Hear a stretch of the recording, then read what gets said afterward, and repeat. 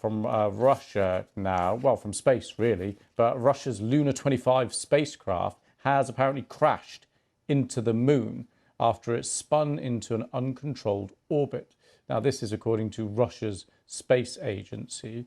A little earlier, it reported an abnormal situation that occurred to the spacecraft when it was preparing a pre-landing orbit. Now, Luna 25 was scheduled to land on the South Pole of the moon tomorrow. That was the plan. It seems like that is no longer the plan. Let's go live to the newsroom. BBC's Europe regional editor Paul Moss is there. Hi, Paul. So just talk us through what's happened here. Well, I think, first of all, it's important to understand what this mission was hoping to achieve. As you said, the idea of the Luna 25 mission was to land a spacecraft on the south side, the South Pole of the moon, and this would have been the first time it had happened.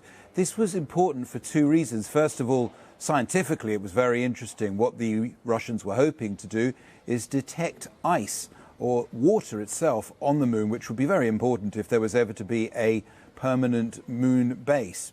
However, this project was also all about prestige, and I think this is why this latest development is so important.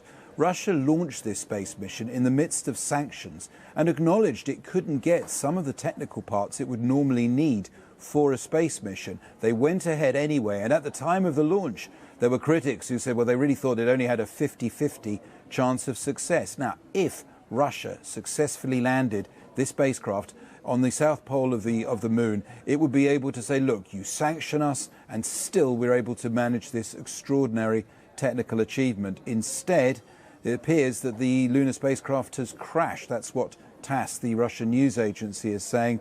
And so that, I do think, is not going to do anything for Russia's sense of prestige at the moment. We don't know exactly what happened, but it certainly was very close to the moon when things were going right. Only on Saturday, the Russian space agency was showing off about the success of the mission.